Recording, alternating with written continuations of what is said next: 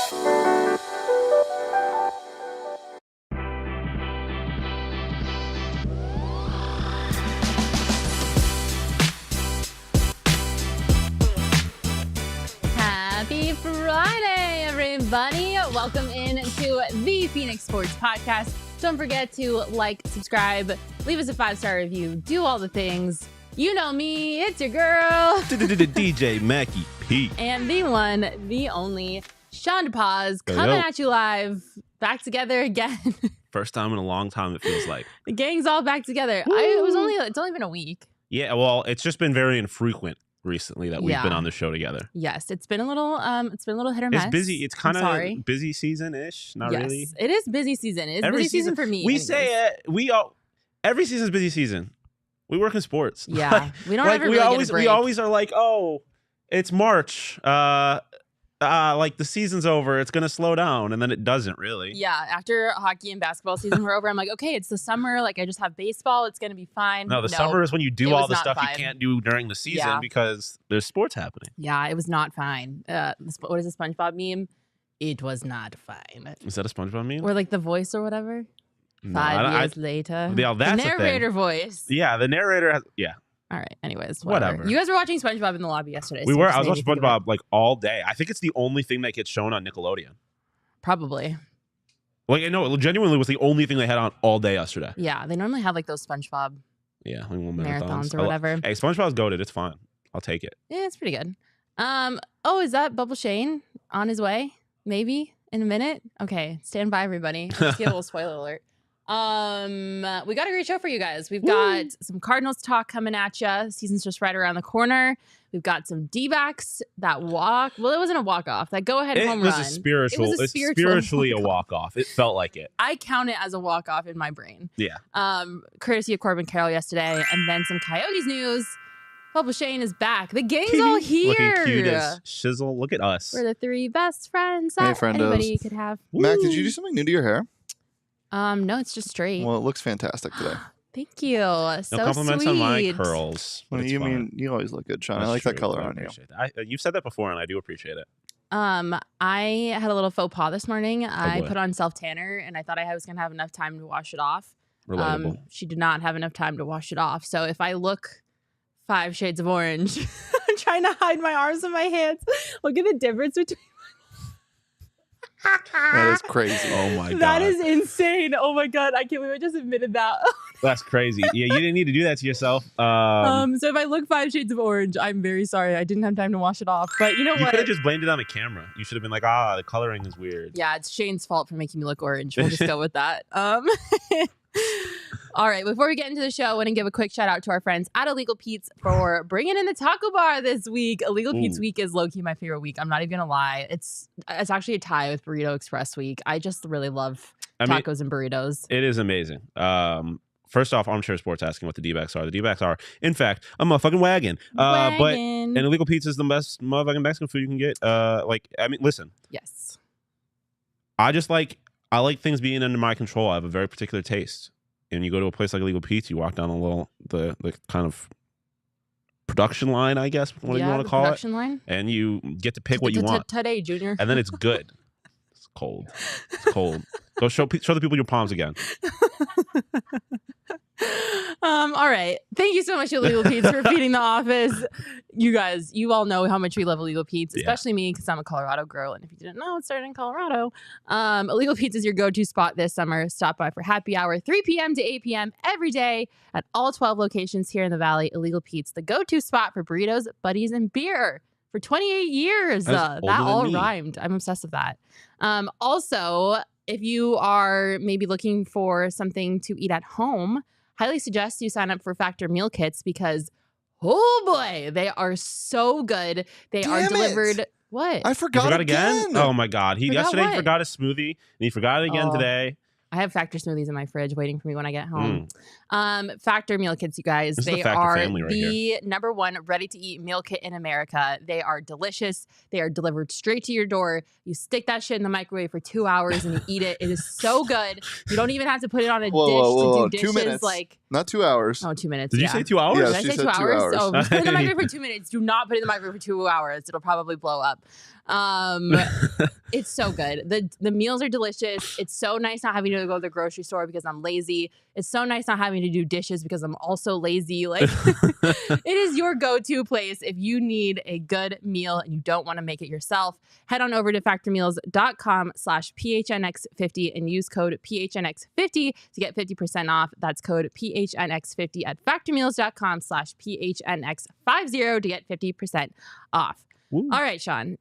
It's almost like it's football season. That actually matters. Just around the corner. We've had to suffer through some. Well, I guess the first one wasn't bad. Yeah, the first one was pretty good. The last one wasn't great. But it's also the Chiefs, and it's also the preseason, HK. Yeah, HK. But, I'm kind of tired of this fake football. I would really like to see some real football. Yeah. As would I. Listen, the preseason is such like a tease because like you get super excited, like, oh my God, football's back. And then you care for about 30 seconds. And then you're like, oh, this isn't really football. Especially when Colt McCoy is throwing it. Hardly football. And I'm a Texas guy. But Colt. Yes. Well, it might be time. We might not be seeing Colt McCoy for much longer. But before we get to that, we do have to recap a busy day for the Cardinals yesterday. Mr. Monti got to work. Yeah, Mr. Ossenfort. I just combined his two names. Mr. Ossenfort woke up in the morning and chose violence. He was like, you know what? It might be 8:30 a.m. I don't care. I'm dropping a trade right now. Yeah. It's go time, baby. I was asleep when it happened. Poor Bo had to make the graphic and post it because I was dead asleep. If you missed it, bright and early yesterday morning, Monti Ossenfort decided to trade Isaiah Simmons to the New York Giants. I can't say I'm necessarily surprised, and I'm going to tell you why.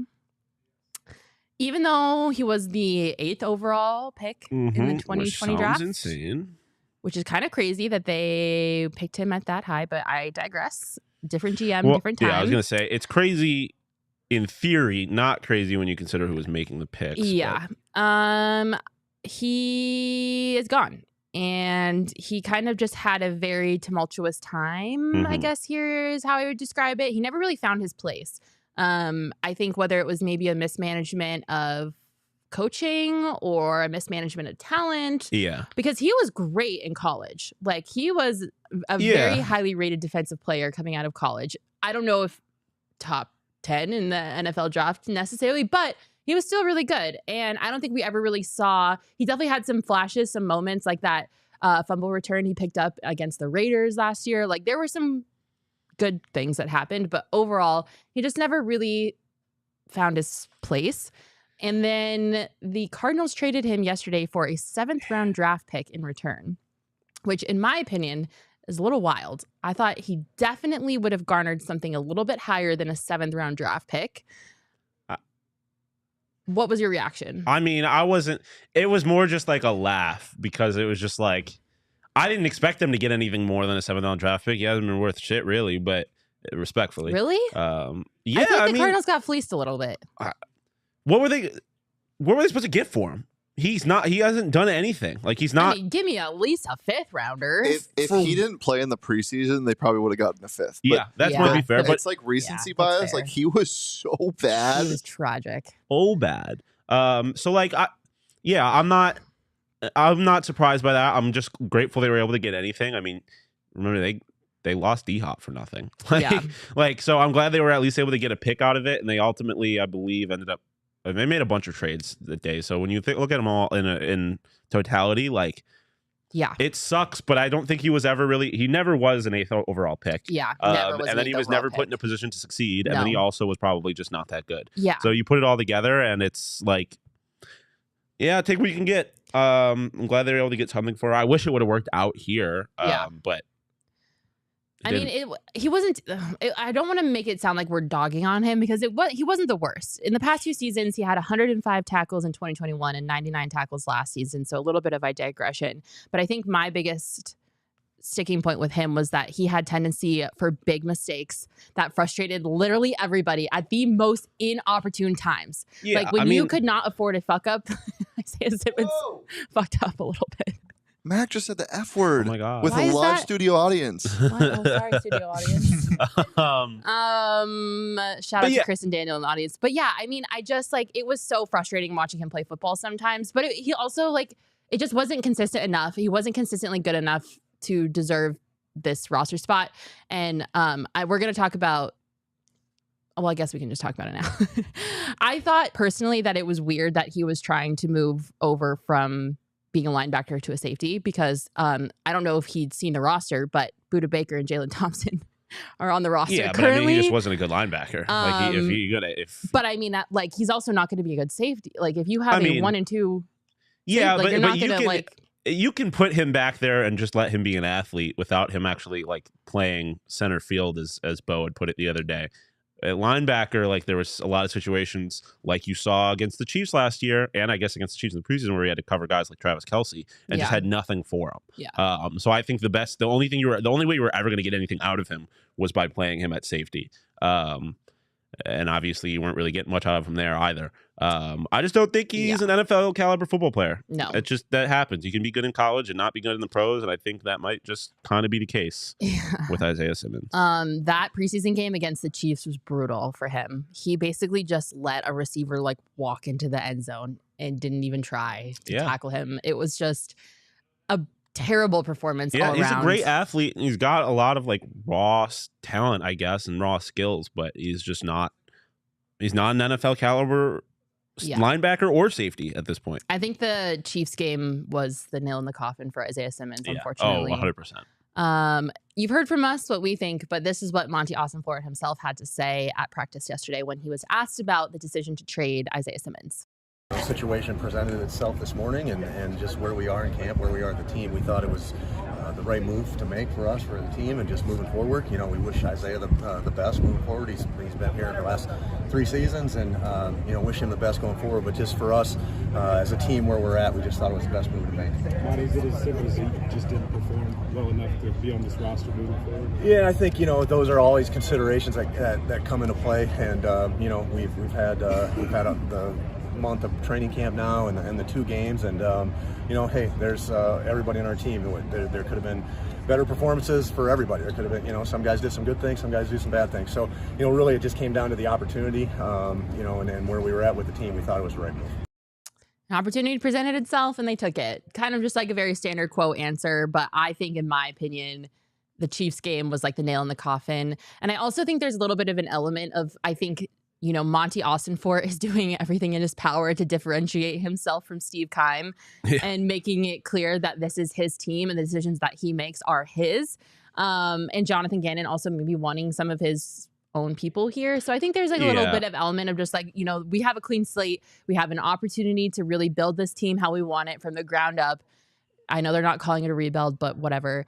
Retooling. So I think there is also a big element of that. And I think you also see that with the other trades that happened that day. But Isaiah Simmons is no longer a Cardinal. Yeah, I mean, I just don't think he was not a part of this team. He was not a part of this team's future. And like you alluded to, he was a Keim guy. He was not a Monti guy. And if you're going to be a Keim guy and not be productive at all, that's an express ticket on your way out. Being a Keim guy is already bad enough, but then if you're a non-productive Keim guy, that's really bad. Exactly. So you can't be both. That's just how this thing kind of works. Sorry about it. Isaiah did post on his Instagram story yesterday after the news broke down. He said that he is just excited for this fresh start, New beginnings was his caption. So obviously he's excited to go to the Giants. I don't know if you're a Pat McAfee listener as I am, but Pat McAfee has the Giants as one of the most underrated teams going into the season, who he thinks is going to be pretty good, and it's kind of like a sleeper team. So maybe he will find success there. Maybe the Giants will just bench him, and who knows? Yeah, I mean, he might get a chance. They got at least, I think, one more preseason game, but Well, the thing with the Giants too is like it's the perfect situation for a guy like him. Wink Martindale doesn't have positions; like he just puts players on the field to do whatever. Yeah. And he's an athlete. And yeah, I think He's the Giants are perfect going to kind be of really coach fun to for him. watch. Yeah, for sure. So we're wishing him the best of luck. You know, it's not like he's a terrible person. Thank you for your services. Happy trails. Another guy we are wishing happy trails. The Cardinals, after this, then a couple hours later, were like, you know what?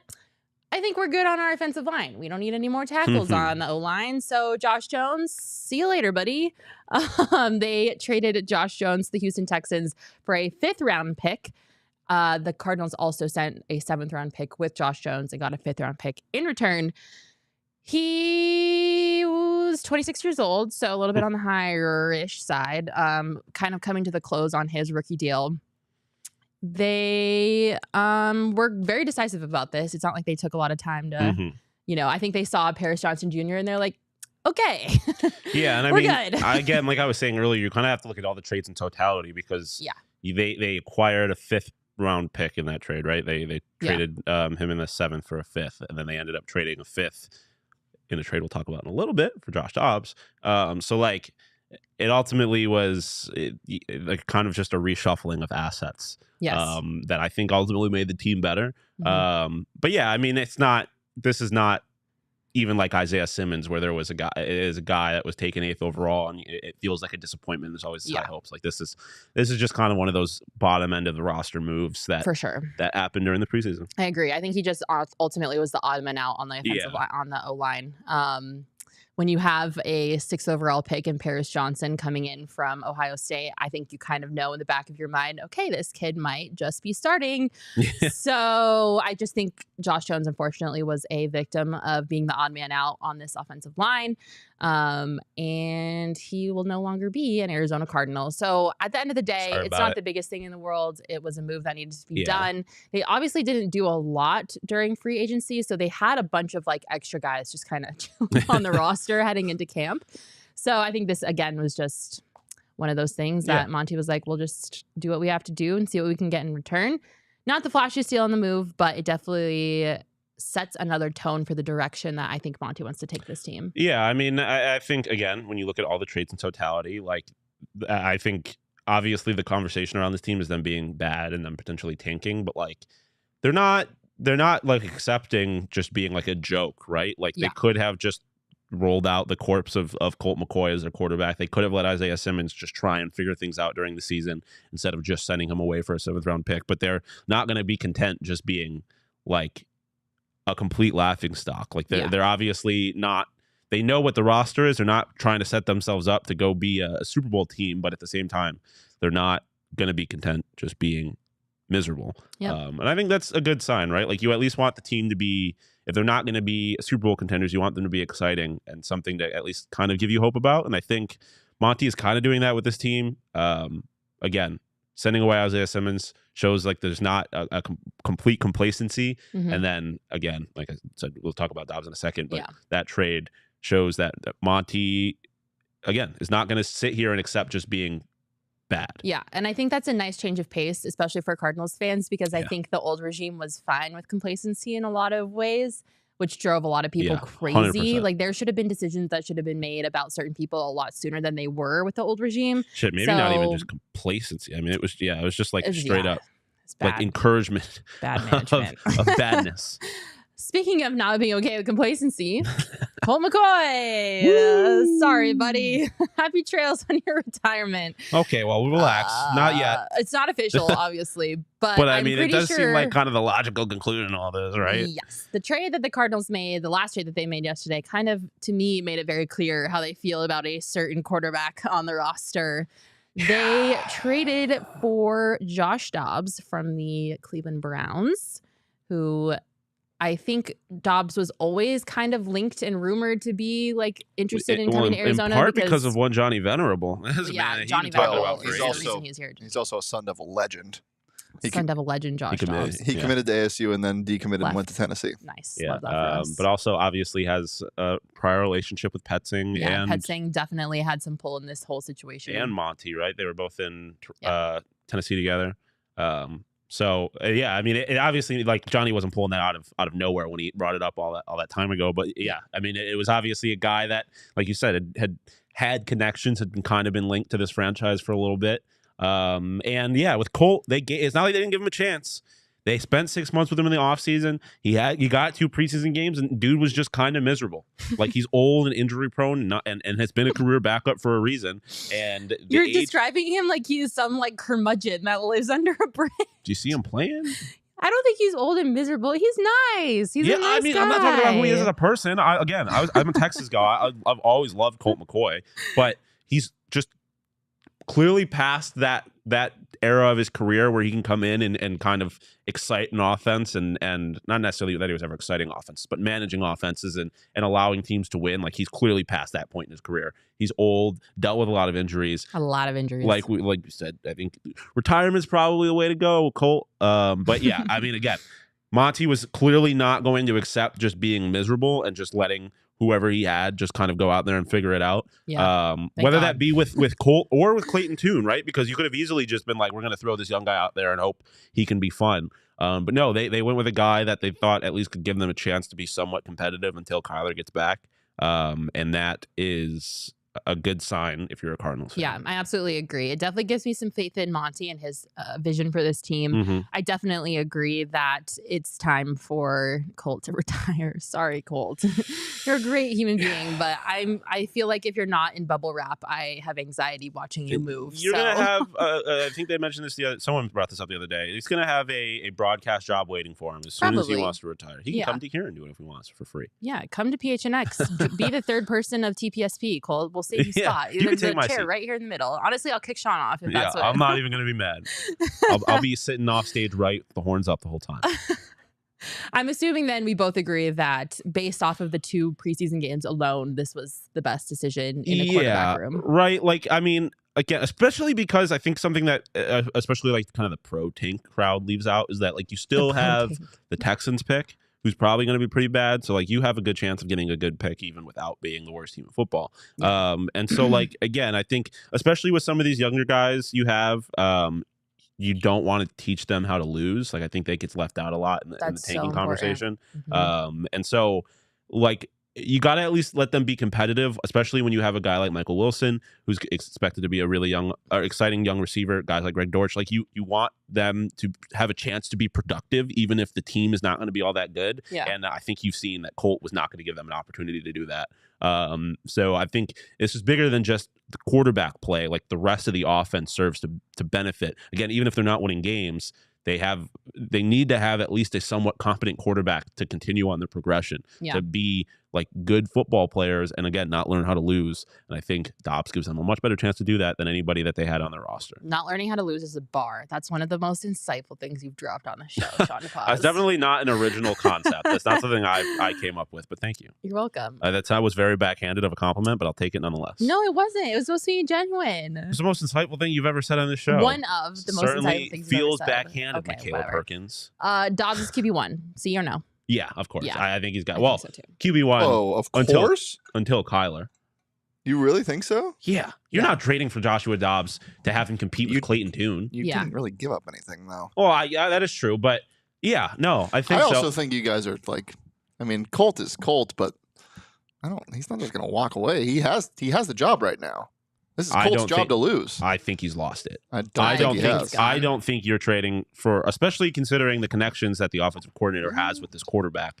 I don't think you're trading for him without the idea that he is going to be. If I had to put money on it, I would say Joshua Dobbs is the starting quarterback week 1, but I don't think it's clear and obvious. Colt's going to ride the bench. Colt has been so tragic. I mean, Colt can stay on the roster if he wants. Maybe the retirement is not a foregone conclusion, but I don't think he has. If he wants to stay on the roster, that's fine. But I don't want to see him starting under center at any point in the near future. Yeah, I don't think there's much of a chance of that happening. Okay, well, at least we're on the same page. Yes. Shane disagrees. Before I ask you this next question, I want to give you some context that our very own Johnny Venerable, Speak the Devil, gave us yesterday when this whole Josh Dobbs tweet or decision came down. Johnny tweeted, back in March, the Cardinals sniffed around QBs, specifically Dobbs, but opted to roll with Colt McCoy in hopes that he could get them to Kyler Murray. After 6 months, a tough week against the Vikings for McCoy, Ossenfort and Gannon pivoted. Joshua Dobbs is here to start games. And then he followed it up with the Arizona Cardinals still have every intention of playing Kyler Murray when he's healthy and ready this season, per sources. So, what Johnny do you V think? Also seems to agree. Yes, Johnny agrees with us. Johnny is team Mac and Sean. Johnny is also in love with That is Joshua also Dobbs. true. That is also true. He is Again, the also- number one They Josh traded Dobbs for fan. him because they hope he's going to start games. Yes. Well, yeah. I No mean, shit. if he's worse than Colt, then obviously he's not. But I don't think Colt has been so goddamn tragic that I don't think is a reasonable expectation. Yeah, And- Colt won games last year, though. Josh Dobbs Colt didn't. can be the water guy. That's a perfect job for Colt McCoy. He's so You're also inspirational. disrespecting Colt McCoy like crazy right now. I'm gonna say Come that. on. He's Be old. so fucking for real. I'm- He's old and he gets hurt every time he steps out on the field. All right. His bones are All made of right. glass. He won games for the Cardinals last He year. needs He's to a sit great down. clipboard guy. He is a great A clipboard. tremendous, A great water guy. Yeah. right? Like, regardless of what you feel about him, he's a great clipboard guy. Like, give him a Like, clipboard and that's let why, him give like, a speech. if he wants to hang out on the roster, by all means, I think he's got something to provide in that sense. But I don't want to see him playing. Yeah, Colt McCoy should not be back on And the again, field. I ever. would, if you're gonna just be like, whatever, I would rather you play Clayton Tune. Like, at least maybe he could be fucking Trevor Heineke and just Taylor. Taylor. I was gonna say, as soon as I Or said I was like, wait, Trevor Trevor Siemian? Lawrence. Trevor Oh. Lawrence and Taylor Heineke combined. Trevor Simeon, anybody? No. No? Stop it. Stop it right now. I don't know why I said That is Trevor. a name that I shall not know, be I ever know, discussed I in my know, but- presence. Like, at least what I'm saying is, like, at least throw out Clayton Tune and see if he can be fun. But I have no interest in any. Yeah. And again, Texas guy, I love Colt McCoy. Shout out Jordan Shipley. If we want to figure out what he's doing, maybe Colt McCoy can figure it out. But at this point, I'm so far past Colt McCoy. Yeah, I agree. I don't understand why Shane is so pro Colt McCoy. I think it's very I'm bizarre. not. You guys are pushing him in a grave and kicking dirt on him. That's because that's where he belongs. We didn't- That's, not like that's we crazy. That's an insane I didn't thing say to that. say. I didn't say that. Give that man a clipboard and tell him that he can make a speech and send him on his happy way. I don't think we are by any means the ones digging the grave. We might be throwing dirt on He top of dug it. But himself his grave and then broke all of his bones in the process Okay. of going into I'm not doing all this. I'm not doing all this. I'm Let's sorry, just- you guys. There's I'm a not Colt bar in McCoy the middle of believer. the screen for a reason. I am not a Colt McCoy believer. I'm sorry. I think he could Neither be a great am I, but motivational damn. speaker. He could be like a good coach for the quarterbacks, but like he should not be playing football. Again, anymore. just say you don't think he's going to win the job. I don't think he's gonna win I'm- the job. Max, I think I'm going to see him at a Circle K here soon. No, okay. I Filling don't, up I gas. don't mean it like that. Like That's how you fucking speaking treating of them, Circle damn. K. No, just kidding. Well, that's a great place to work. It's not really a dig. Yeah, Circle K is great. Are you kidding? I would work at Circle K. Yeah, I do think Colt McCoy, we have seen the last of him. Personally, I think Dobbs is going to be QB1. I think Tune will probably be QB2. I'm scared. I hope that Kyler Murray comes back sooner rather than later. The fact that we're arguing over who the better option between Josh Dobbs and Colt McCoy is not great. I don't love it. Listen, I don't love this we conversation. knew what we were getting ourselves. Like, Kyler's knee's been fucked for a minute now. It's not like we knew what this was going to be. This season was not going to be. Like, we knew we were going to be playing games with a backup quarterback, and that's what this is. They didn't trade for Joshua Dobbs I because didn't think it was going to they be this thought. bleak, though. What do you? I thought McCoy was going to be able to hold it together a little bit longer. Okay, but the still, complete collapse in Colt the preseason. McCoy Are you has kidding? always only ever been a backup quarterback. Yeah, but he's Like- he's a serviceable backup. Yeah, at times in his career, So but I was there's, hoping we there's could maybe like plenty of 2-3 backups. games into the season, he would have been competitive enough to like survive, not get his butt cut in the freaking preseason because he can't hold it together. Go watch a Josh Dobbs highlight reel. You'll feel better. Kyler, please come back. Or don't, so we can draft another quarterback. But either way, I just don't want to have to suffer through another football season, but it's looking like that's going to be our only chance, our only option. Anyways, do you think Kyler's going to come back sooner rather than later? I mean, what does that mean? Do I think November? Yes. October? I think it will happen in October. Late Okay. October. I don't if know I'm how to do my remembering. months in reverse. It's been a while since I've like kind of not. hate to say it like this because it sounds like I'm pretending to be Johnny Venerable. But like since I've checked in on Kyler's rehab, like I don't really know where he's at with it, to be quite honest. So I don't know if anything's changed. But if I remember correctly, like the hope was that possibly October. Yeah. But there's also been like you've heard everything. Like he wasn't going to play this year, and also he was going to be back for week 1. So yeah, hell if I We've been know. everywhere in the middle. Like it was week 1, and then it was like he's never coming back. It's so Colbert. Yeah, I mean, as long as he's not playing week 1 in at FedEx Field, I don't want him anywhere near that stadium. Please do not step field. Remember when they almost killed Jalen Hurts? That was crazy. Like Jalen Hurts was one of the best players in all of football last year, and he was like this close to getting his ACL torn by a railing at that poverty franchise's stadium. RG3's blow up was at that field too, right? RG3's career was ruined by that franchise. Okay, so let's keep Kyler away from the Commanders, please. And also Alex Smith was also in that field, right? I mean, his was more of a freak injury, but I believe it was there, right? Yeah, that field is cursed. Well, anyways, Kyler's not going to be back for that game, so let's just be thanking our lucky stars that we won't have to worry about him blowing out a different knee. Knock on wood.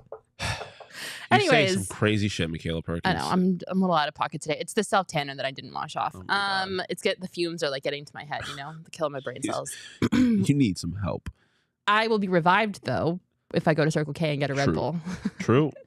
It'll snap me right back. Circle K is my absolute favorite place to go when I am in need of any type of snack, any type of little snacky snack, any drink. And energy drinks. My Red Bulls are there. My Diet Coke Polar Pops are there. Can I just say, I never thought I'd be a girl that would consume Diet Coke in that large of a quantity, but I have turned into a Diet Coke crackhead. Listen, I don't understand it. Diet Coke is not my drug of choice. I don't fully get the appeal of it, but that's what's great about Circle K. It's they've got beverages for everybody. I'll go a little more off the beaten path with my soda choices. I'm a big Squirt guy. Grapefruit soda. Yeah, you are. Don't do that. Bomb. And then they also have. I like that's a good soda. It is a great soda. It's better than what did it replace? No, that was you're talking about Starry, yeah. Starry. Starry's pretty good too, I'm not gonna lie. But they got it all at Circle K. Have you seen those Starry commercials where it's like somebody making out with a water person? Yeah. I hated those. I agree. They have it though at Circle K. They have anything you need. You They've don't got have to pizza, see the commercials. coffee, Get the ice beat cold boxes. drinks. Get the beat boxes and start dancing. They also I thought you said have meat boxes. And I was They just don't like, have. They do have meat in boxes. Meat and cheese boxes. You yeah, guys, I'm trying to tell people about their free membership program. Do it. Reel it in. No one's stopping you. Join the Circle K membership program. You get 25 cents per gallon off your first 5 fill-ups. And if you haven't noticed, gas is so expensive right now. It makes me want to die. It's like $4.29. So basically you get gas for $4 instead of $4.25. That's nice. I hate Phoenix. I hate the price of gas in Phoenix. Anyways, join their free membership program. You get 25 cents per gallon off on your first 5 fill-ups. You also get every sixth free thing on a selection of Circle K products. Yeah, I'm fine. Pizza, coffee, ice cold fountain drinks, anything you want, they've got it. Join Inner Circle for free by downloading the Circle K app today. Terms and conditions apply. At participating locations, visit CircleK.com for details. The Arizona Diamondbacks. They're a motherfucking wagon. A wagon. Well, actually, I feel like they're a wagon with 3 wheels. What do you mean? They've won, 5 straight games? I know, but I'm 6 not. straight games? The bullpen is the reason why I don't want to give them the 4th wheel. Relax. Paul Sewald does his job. Kevin Yinkle does his job when he gets used. That's fair. Listen, it is what it is. It's better than last year. It is better than last year. So, oh my Speaking God. of which, let's take a look at the playoff standings because this is very, very exciting. As of 1:03 p.m. Arizona Standard Time. I never know if we're on Pacific or Mountain. What are we on right now? Are we on Pacific or Mountain? We're always on Mountain Standard Time. No, we're not. Yes, we are. Oh, we are no. always. We will switch to Pacific. Everyone else changes around us. I know, but don't we ever? We are. Oh, no. No, you're lying. We switched Michaela, to do you know how Pacific. time zones work? We don't ever switch times. They're Our locked. time is consistent. We are always Mountain Standard Time. Pacific changes their time. They move forward, so they're with us. No, regardless about we don't move time zones. You move I know time we zones. don't move, but like the time zone, but it goes from Mountain Standard Time to Mountain Daylight Time or whatever, but not for us because we don't change time. We're always in Mountain Standard Time. It's We 2 hours specifically are, ahead yes. in And it is 2 hours. It is an hour ahead in Colorado right now. We are not on Mountain Time. They are. Yes, we are. They are How? not. They are on MDT. We are on MST because they have daylight savings times. We don't. There's so their no shit way. moves. Oh, We no. never move. Oh, no. What time zone is Arizona in right now? I'm Googling. Holy shit. There is You're no right embarrassing now. yourself, Michaela. There is no right now. How are we? Okay, it's the same time here as it is in California. Yes. How are we not on Pacific time? Because Jesus Christ. Pacific changes. We don't. We stay, they move an hour forward, so they're the same as us. We are always Mountain Standard Time. They are on Pacific Daylight Time right now, which is an hour forward from Pacific Standard Time, which is what happens when they're an hour behind us. Explain that to me. What? I went to Arizona State. It's not Arizona State. It's the American education system. But we went to the American education system. Yeah, but did you two go to school in America? Because they seem to understand what's going on. The American system doesn't fail everybody. It fails a lot of people. That's true. That is Oh fair. my God. Okay, it's fine. Anyways, I don't know what time zone we're in, but as of Unreal. 1:05 p.m., Jesus. the Arizona Diamondbacks are in the playoffs. Oh my God. I'm crying. Can you just put the standings up so I can wipe my face? Oh my God. The Diamondbacks are in the playoffs as of 1:05 p.m. Mountain Daylight. They're in the playoffs right now. Nothing's Right changed. now. Stop bringing up the time, Michaela. They're in the playoffs as we speak. They are in a wild card spot. They've got there's a half game separating them and the Giants and the Reds behind them. There's a half game separating the Cubs in front of them and 2.5 in front of them. It's the Phillies. They're in the playoffs right now. They are right now. They were an hour ago. They are in Mountain Standard Time, Pacific Daylight Time, Mountain Daylight Time. They're in the playoffs. Thank you, Sean. God. Doesn't matter what time zone we're in. We could be in Eastern time right now. Guess what? You can fly halfway across the world. You can be in China. Okay. They're still in the playoffs. Right. Time does not affect the reality of the MLB standings. Sorry. Oh my God, I can't. All right. This is crazy because this time last year they were in the playoffs, right? Yeah. Yeah. Yeah. Oh! I can't stop. I can't reel it in. I need to reel But it listen, in. the Arizona Diamondbacks are currently in a playoff spot, yes. And it's very encouraging when you consider the fact that they were the worst team in playoff in baseball, and that is not an exaggeration. They were quite literally the worst team in baseball for a month and a half. Yeah. It was really bad. It was really, really bad.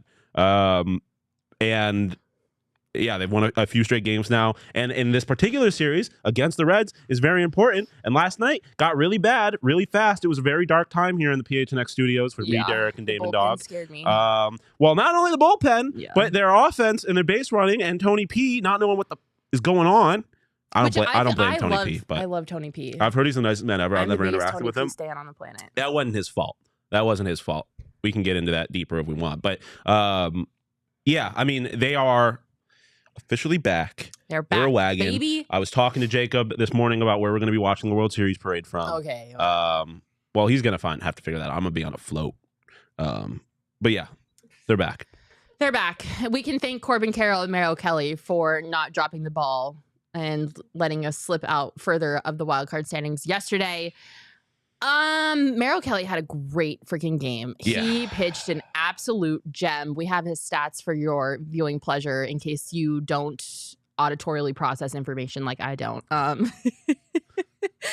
7 innings pitched. You know what?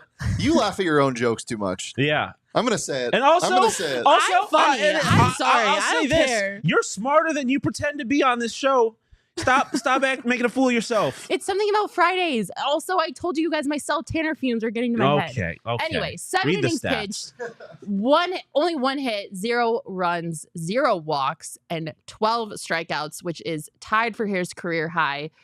He pitched a gem. He did have a little cramp situation, which honestly, who knows what like, he would have accomplished. I'm a little tired of him cramping. Like, this is like story, like Yeah. oldest Eat time. a damn banana, It Merrill. is unfortunate. Like, chuck some mustard. What are we doing? It is really unfortunate. Like, why is this always a continual issue? I don't know. It's something that we talked about on the show last night. Jesse had mentioned that this is a problem he's had even going back to Korea.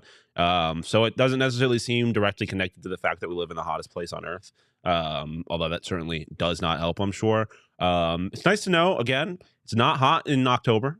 So there's that. It is. Yep. And again, it's nice to know that it's not connected to the blood clot issue he had earlier in the year. That's definitely. But it's definitely not concerning. Like again, like Jesse said, you can't have this happen in the 5th inning or the 6th inning or the 7th inning if he's pitching like this in a playoff game. Like that can't happen. So they have to figure that out. Again, Jesse mentioned last night that he's going to be talking to the team nutritionist and stuff and trying to get this problem under control. Yeah. But it's wild though. Like this has been an issue for multiple seasons. Yeah. Now. No, it's a problem that again. I just don't understand how one body can cramp that much in so many various places. Yeah, we're like, getting very fortunate with when it mustard. happens, but yeah, it cannot keep happening. So it's definitely something they got to figure out. I agree with you though. I don't understand how this keeps being a problem. And if it's something that you think you can figure out, why haven't you figured it out already? Yeah, but anyways, regardless of his cramping situation, he still pitched a gem. Bet he did. Connor in the comments saying we really missed out on Gallen and Merrill both being in Cy Young contention because Merrill missed a month. Yeah.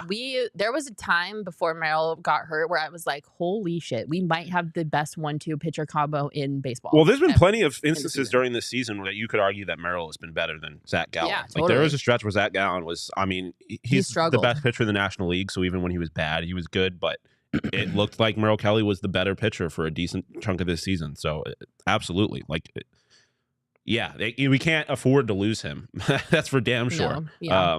Because Brandon Pfaadt has been really good recently, but outside of that, we really only have Merrill and Zach Gallen. So we need Merrill. We do need Merrill. You know who we also need? Who? Corbin mother effing Carroll. Oh my God. Oh we my needed God. him last night. That's for damn sure.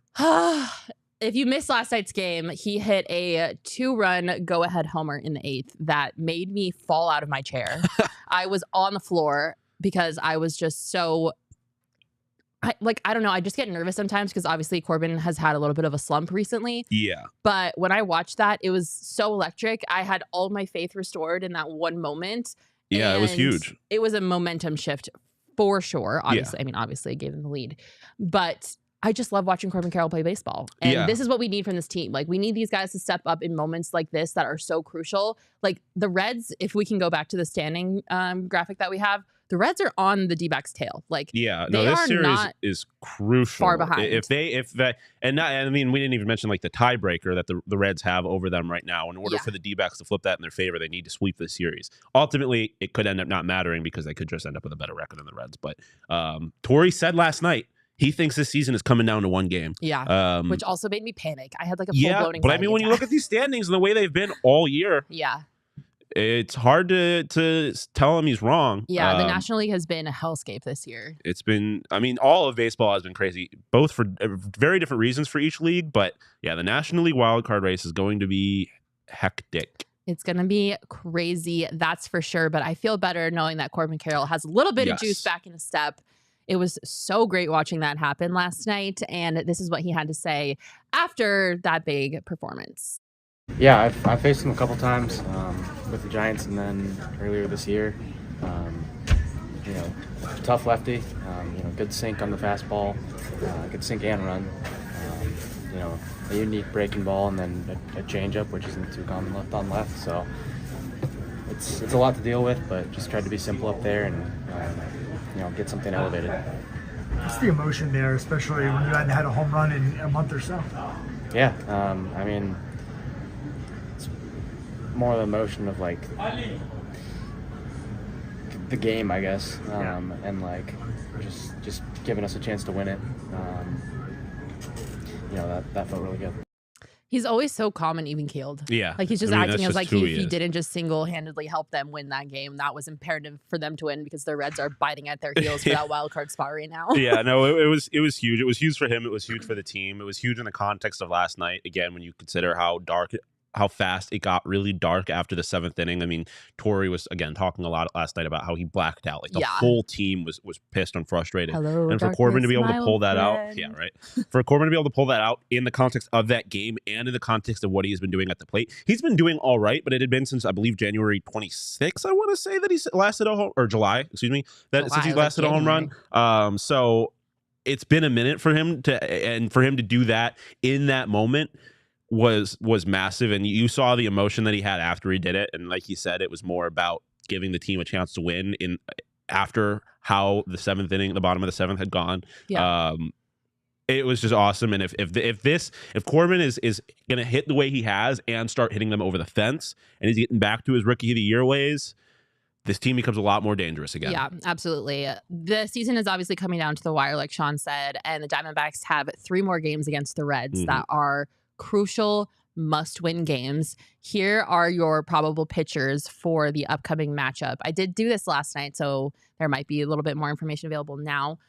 But we've got Brandon Pfaadt going today, Zach Davies the day after that. And there's only going to be like 40,000 people in the stands because it's Corbin Carroll bobblehead giveaway night.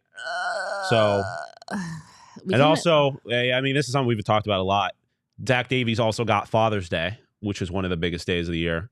So, like, why are we letting Zach Davies pitch on very important days? I'm hoping, stop doing that? I'm hoping this is his swan song, and it goes, honestly, kind of goes miserably. And I'm hoping for an Atlanta-esque game where we win like 16-13 or whatever, but he gets rocked in his dog shit and never has to play again. I'm ready to DFA Zach Davies. I've been begging the DFA drum for him for like weeks now.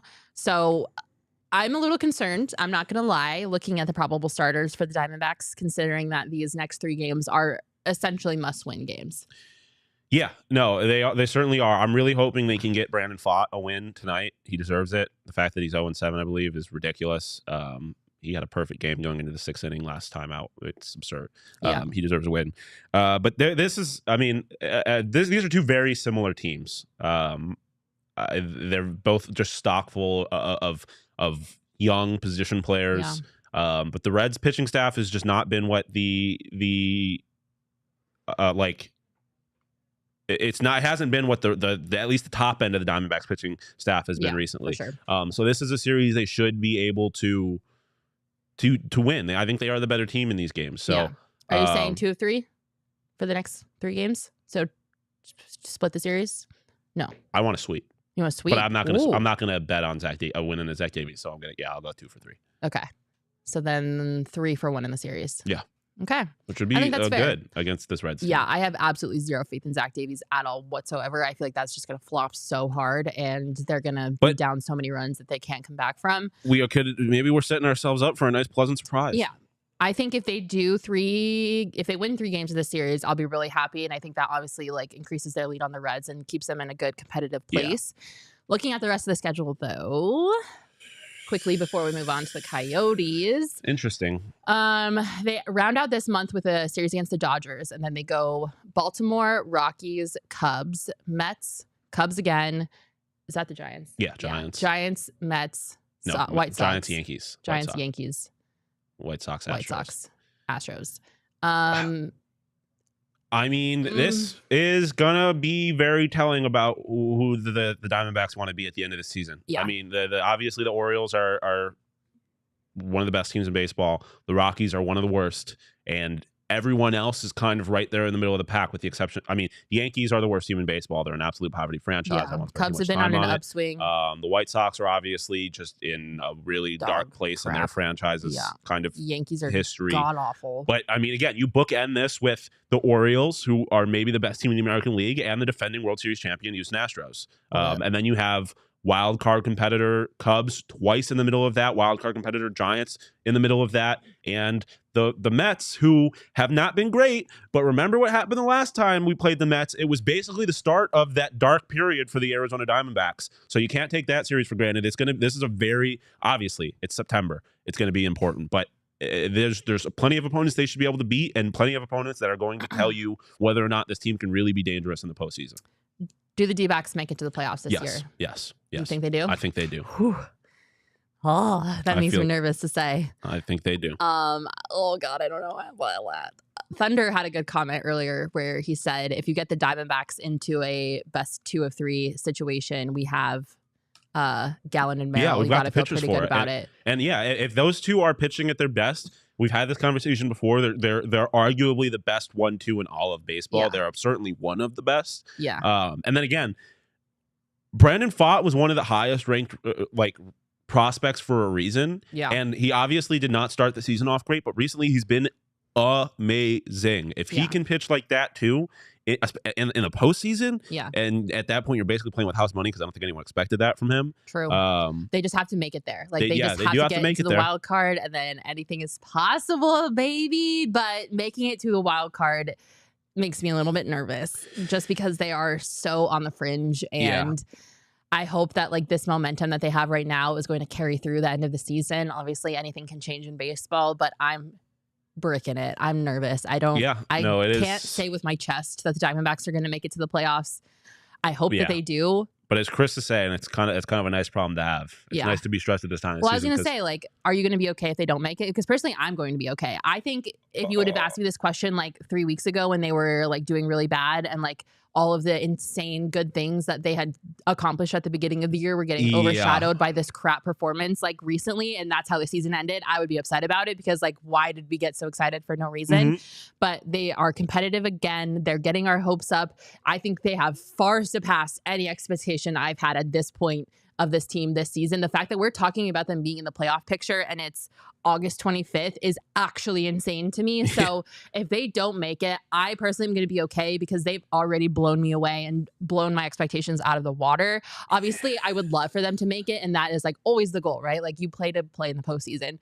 But if they don't, I'm going to be okay. Yeah, it's I mean, when it happens, when the season ends, I'm not going to be happy, especially with how close this is. It's probably going to be pretty down to the wire. Yeah. And it's going to feel like a missed opportunity if they don't make the playoffs. That's fair. When you feel how the season, you give me time, and eventually I think I'll be able to put it into the perspective of it was a step in the right direction, and ultimately, when you look at it from an outside point of view, this season was a success.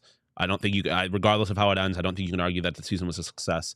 But when you consider how the first half was and how this season is going to play out, if they don't make the playoffs, it is going to hurt because of how it happened. That's fair. For sure. And I've said it multiple times this year, adjustment or expectations change. Yeah. When you have a Rookie of the Year candidate, when you have a Cy Young winner, those teams should be making the playoffs. And if they don't, it's going to hurt. But again, like we're both saying, they've exceeded expectations. This is success of the season and sets them up for great success next year, especially if Ken Kendrick wants to open up the pocketbook. Yeah. But Connor's being an absolute troll, saying Davies and Bumgarner were a better one too. Connor, eject yourself from the chat. Charles saying just find a way to get to the wild card and give yourself a shot. Chris saying I'll give myself a shot a short morning period if they miss. Charles saying it would be heartbreaking, but it's still been a good season given what the expectations were. Daniel saying they're all a year ahead of schedule, so I'll be okay if they don't make it to the playoffs this year. Kind of around. It's just going to be really disappointing because this has been like a really awesome baseball season too. Yeah, like baseball is just really fun, and I would love to be a part of. And the playoffs, I expect, are going to be more of that. Like the World Baseball Classic was just pure electric baseball. Yeah. And I would really, it would suck to not be a part of that this year. I definitely agree. But if you want to put your money where your mouth is and go show up for the Diamondbacks team because they need your butts in the stands this series, you guys. Do, dude. I'm sure they're not going to have any problems getting those stands filled for the tomorrow's bobblehead night. Yeah, I know. Yeah, for the bobblehead night. U of A night. If that's one of you, if you're one of those people, U of A night. Go to Game Time and get your tickets. True. Get them right now. Go download the Game Time app. Use promo code PHNX. You'll get $20 off your first order when you download the app and put that promo code in. And go watch the Diamondbacks, you guys. Like, they need us to have our butts in the seats, cheering for them, giving them all the momentum and the energy they need to beat the Reds because this series is so crucial. And Game Time makes it so easy to get tickets. They are so cheap. They're so affordable. The Diamondbacks versus the Reds series is our Game Time game of the week. If you go onto their app right now and check out Diamondbacks and Reds tickets, you can get tickets for as low as $13, you guys. Like, this is the best time to go over to Game Time. For a Corbin Carroll bobblehead? Yeah. Oh, that's tonight. No. Tomorrow's $20. But still, for a Corbin Carroll bobblehead? Yeah. Come on now. Come on now. You can go see a full 3 games. I mean, it's not a full series, but 3 games of 3-game baseball series, yeah. for $50. Essentially. That's absurd. It's crazy. This is why Game Time is the #1 fastest growing ticketing app in America. They've got the greatest deals. You got to go check them out. Snag your tickets without stress on Game Time. Download the Game Time app, create an account, and use promo code PHNX for $20 off your first purchase. Terms apply. Again, create an account and redeem code PHNX for $20 off. Download Game Time today. Last minute tickets, lowest prices guaranteed.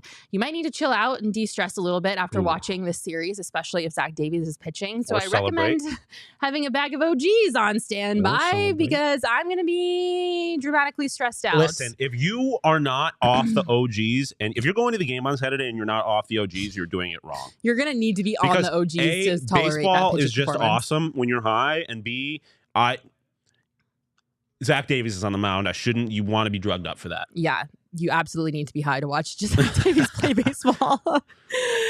Yeah, so go get some. Go get your OGs. And we have a great deal for you guys going on right now. Just by being a PHNX listener, you get a whole lot of sweet deals thanks to our buds at OGs. Right now through August 31st, you can get 25% off 100 milligram bags of the fruits and the creams at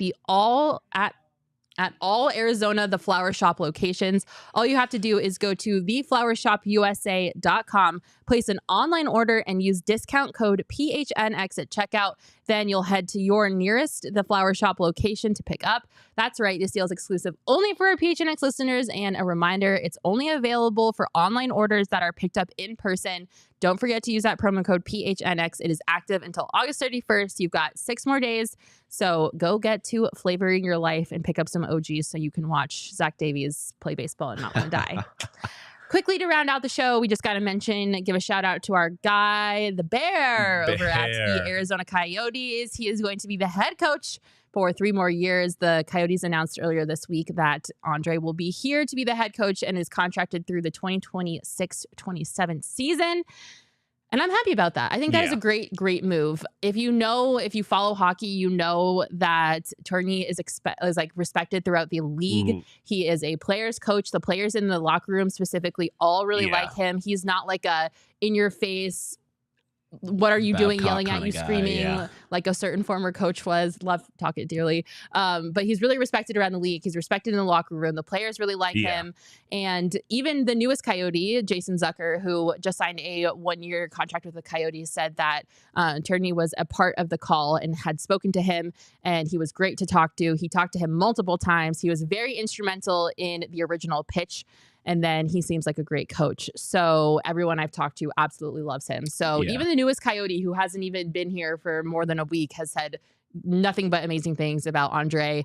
I'm very happy about this. Yeah, I mean, he's obviously an incredible person. Interacted with him briefly. I still have some of his maple syrup in my refrigerator. There you go. And it's delicious. But yeah, he's an awesome person. And like you said, there's so many guys, like you look at it on paper, there's so many reasons to not want to be a part of this franchise, right? They don't have an arena. They're obviously, I mean, tell me how you really feel. No, let's be real about it. They haven't been good in a while. They don't have any kind of certainty with their stadium. And there's just a whole lot with this franchise, right? I mean, I obviously love the Coyotes, but the fact that Bear is able to get these kinds of guys to want to be a part of the franchise says a lot about who he is. And then also, when you consider the state of this franchise, the youth they have, the prospects they have, and Bear's history being a juniors coach, being just a guy that is known to be good with young players and developing young players, and just the kind of personalities that young players have now.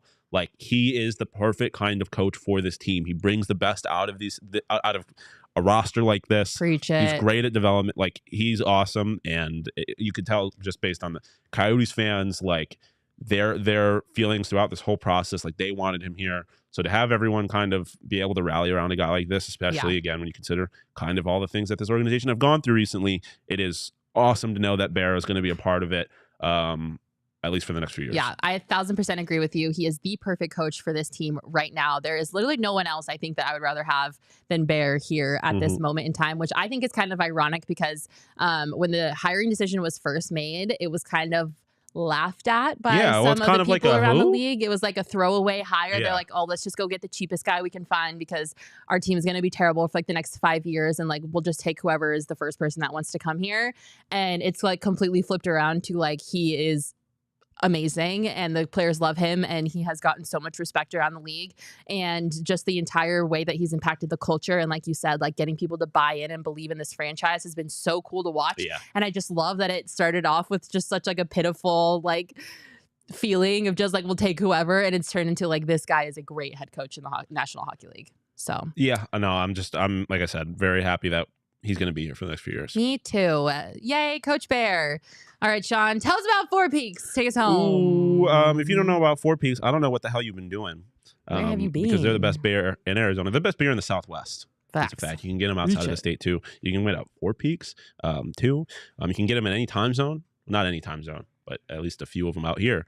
And you can get them at Chase Field. I don't know if you know this, but we're hosting our PHNX Diamondbacks takeover every month. Next one's on the 5th, right?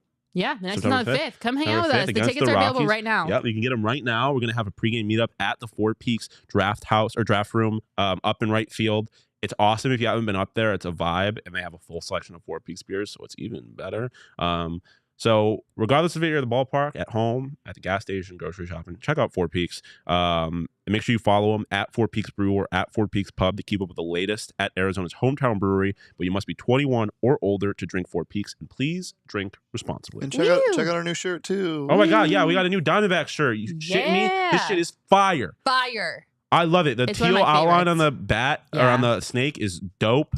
We got a lot of snakes wrapped around things, and this is the best version of it. I'm gonna just say that. It's definitely one of my favorite shirts we've ever released. So go check it out. It's available in the PHNX locker right now. Get it while the D-backs are still hot, and you can wear this thing with pride and not with a paper bag over your head. Also, if you are a diehard, you always get 20% off merch in the locker at all times, always. So if you want 20% off the shirt, you can sign up to be a diehard, or you can get it for free when you sign up to be a diehard, because when you first sign up for your very first time, you get a free shirt or a hat of your choosing. So head on over to gophnx.com and sign up to be a diehard, or go to phnxlocker.com and grab that shirt while you can. Any fun plans this weekend, Sean? Maybe go to the game tonight. Maybe go to dinner tomorrow. Sean and I are gonna throw ass in Old Town tomorrow night. Whoa, are we? No. Oh, yes. Really? Ruh-roh, Raggy. Ruh-roh, Raggy. I will be driving down to Tucson. So hello to all my Tucson people. I will be seeing you this weekend. You were just there, weren't you? I was. I will be there in the next 2 weekends in a row. Tucson girly, Michaela Perkins. We hope you all have a wonderful weekend. Jack Smith, get off my... Shut up. I already talked about the fact that I still have self-tanner on. I didn't have time to wash it off. And also, my arms aren't hairy. Like, bye. I am orange, though, and I already talked about it. You missed it. So thanks for being rude for no reason. Anyways, sorry, I saw that. I just had to say something. No, I don't blame you. Anyways, I hope you all have a wonderful weekend. Thank you guys for being so awesome in the chat. Except for Jack Smith. I hope you have a terrible weekend and your pillow's hot and you can never get in a door and you always forget your keys. Never get in a door? What is that? That's like such a vague... Like the door's always locked. Oh, okay. Just or if you do get in a door, your belt loop gets caught on the door. Yeah. Or I just thought you were being like, you're not allowed to use. In a puddle with your socks. I hope your socks get wet, but not to the point where you get sick from your socks being wet, because that could be really dangerous. I hope you step in dog poop, but like in Crocs. Fun fact of the day. So Can I do a fun fact of the day? Sure, why not? Trivia question, TPSP.